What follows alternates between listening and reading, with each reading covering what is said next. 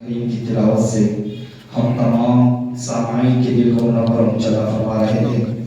اب میں آئیے حمد باری تعالیٰ پیش کرنے کے لیے میں دعوت سخن دینا چاہوں گا جناب عبدالرزاق صاحب کو۔ باری تعالیٰ پیش کر رہے تھے، کسی نے فرمایا تھا کہ اس کے در پہ سکون ملتا ہے، اس کی عبادت سے نور ملتا ہے۔ اس کے در پہ سکون ملتا ہے، اس کی عبادت سے نور ملتا ہے۔ جو جھک گیا اللہ کے سجدے میں اسے کچھ نہ کچھ ضرور ملتا ہے۔ جو جھک گیا اللہ کے سجدے میں اسے کچھ نہ کچھ ضرور ملتا ہے۔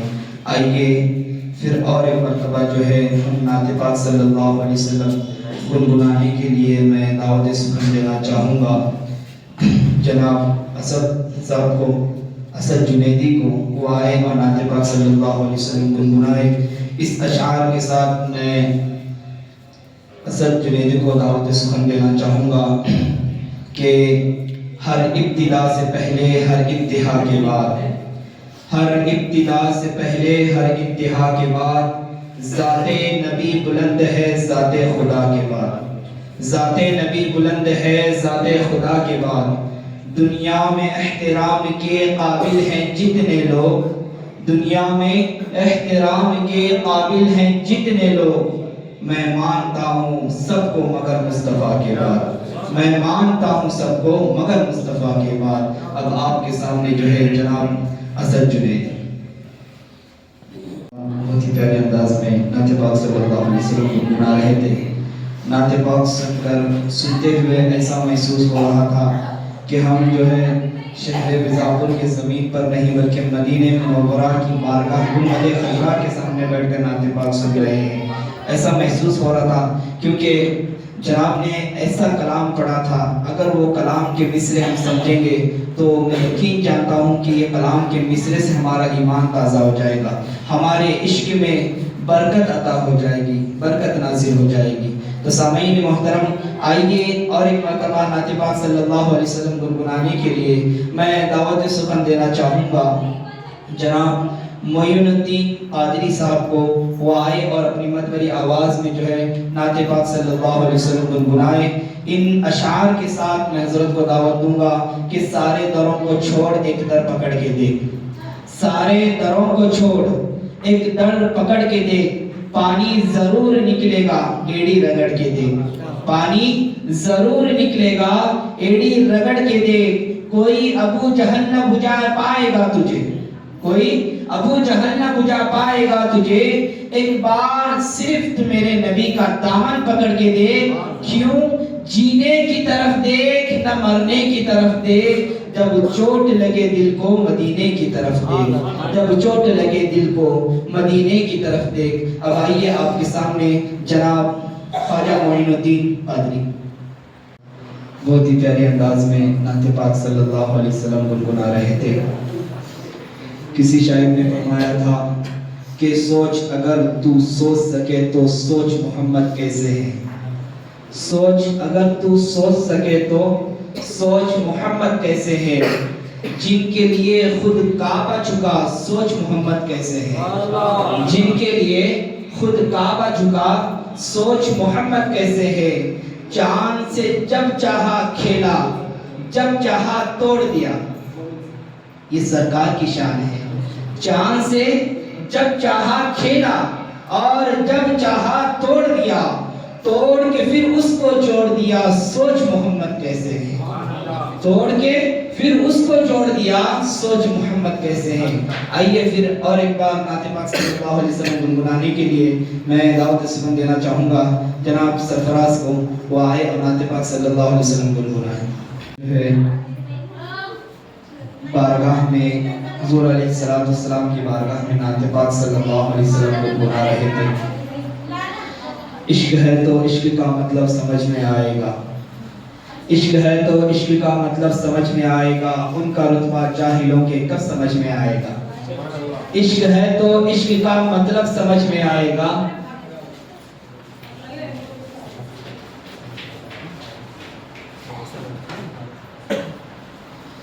عشق ہے تو عشق کا مطلب سمجھ میں آئے گا، ان کا رتبہ جاہلوں کے کب سمجھ میں آئے گا۔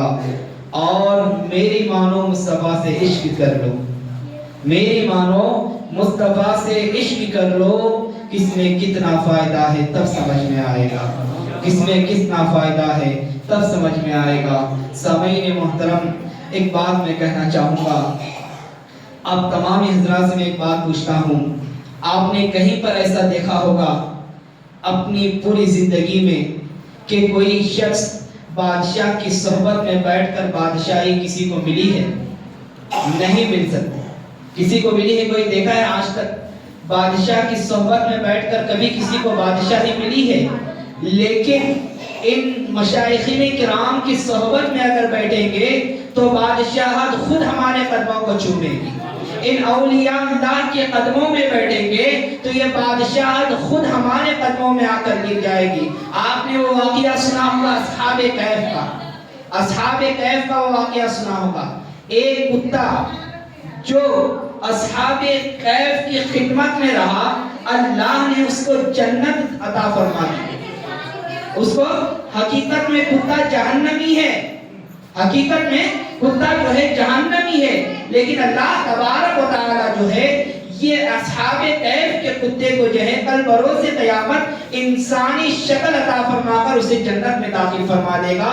وجہ یہ تھی کہ وہ اصحاب کہف کی صحبت میں رہ کر وہ کتا جنتی بن سکتا ہے، تو ہم یہ گنہگار لوگ، ہم لوگ ان صوفیوں کی خدمت کر کے کیوں جنت کے حقدار نہیں بن سکتے؟ بن سکتے ہیں، کیوں نہیں بن سکتے؟ لیکن ہم نے ان کے قدموں کو جانا نہیں، ہم نے ان کے رتبوں کو جانا نہیں، ہم نے ان کی عظمتوں کو جانا نہیں، ہم نے زندگی میں صرف ان کی گستاخیاں کی ہے، ہم نے ان کے مرتبے کو سمجھا نہیں۔ سامعین محترم، اگر مرتبے کو سمجھنا ہے، اگر ان کے رتبے کو سمجھنا ہے تو اولیاء اللہ کی بارگاہ میں آنا پڑے گا، ان سے فیض حاصل کرنا پڑے گا، ان سے فیض لینا پڑے گا۔ جب آپ کو پتا چلے گا کہ ولیوں کا مرتبہ کیا ہے، ولی صوفیوں کا مرتبہ کیا ہے۔ سامعین محترم، یہ آج جو دین پھیلا ہے یہ تلواروں کے سائے میں نہیں پھیلا۔ آج یہ جو دین ہم دیکھ رہے ہیں، آج یہ قرآن ہم تک پہنچا ہے، یہ تلواروں کے سائے سے نہیں پہنچا، یہ تو صوفیوں کی محنتوں سے ہم تک پہنچا ہے، یہ تو اولیاء اللہ کی محنتوں سے ہم تک پہنچا ہے۔ تو سامعین محترم، امید کرتا ہوں کہ ہم جو ہے جب تک ہمارے جسم میں جان رہے گی اولیاء اللہ سے ہم محبت کرتے رہیں گے، کریں گے انشاءاللہ۔ تو سامعین محترم،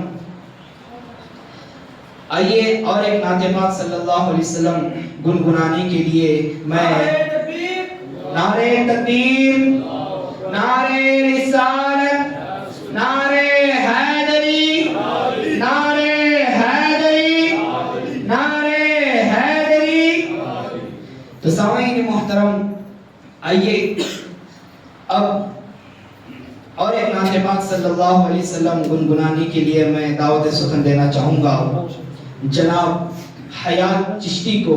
وہ آئے اور نعت پاک صلی اللہ علیہ وسلم کے دو اشعار گنگنا کر ہم سامعین کے دل کو منور و مجلہ فرمائے۔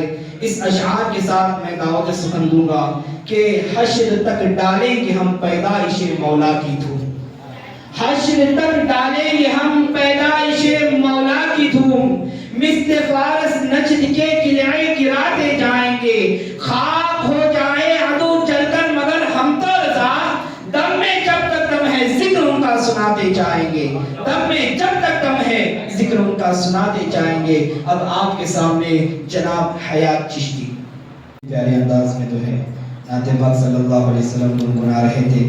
آئیے سامعین محترم، بڑی جو اس محفل کی اصل کڑی ہے اب شروع ہوتی ہے۔ اب یہاں تک جو ہے نعت اور منقبتیں اور حمد باری تعالیٰ اور قرآن کی تلاوت کا سلسلہ تھا، اب یہاں سے آگے جو ہے انشاءاللہ خطاب کا سلسلہ شروع ہوگا۔ تو میں اس محفل کے جو خصوصی مقرر ہے ان کو میں دعوت سخن دینا چاہوں گا۔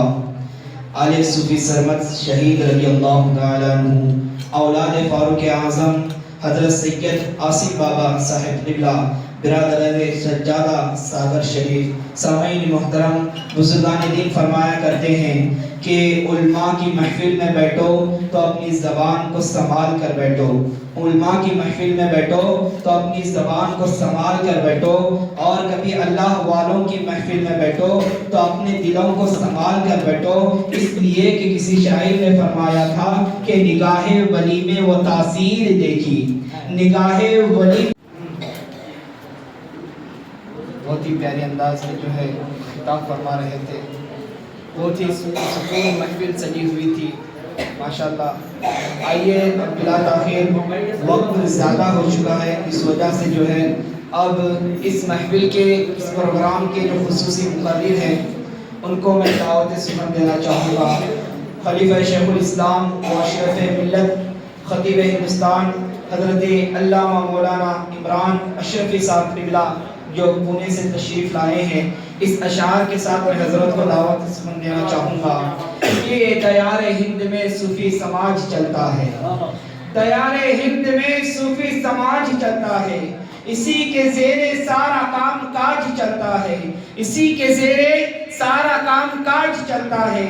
ارے جناب آپ کی سرکار تو ابھی کی ہے، ارے جناب آپ کی سرکار تو ابھی کی ہے، یہاں تو صدیوں سے خواجہ کا راج چلتا ہے، یہاں تو صدیوں سے خواجہ کا راج چلتا ہے۔ اب آپ کے سامنے حضرت علامہ مولانا محمد عمران اشرفی صاحب قبلہ۔ نعرہ تکبیر، اللہ نعرہ رسالت، یا رسول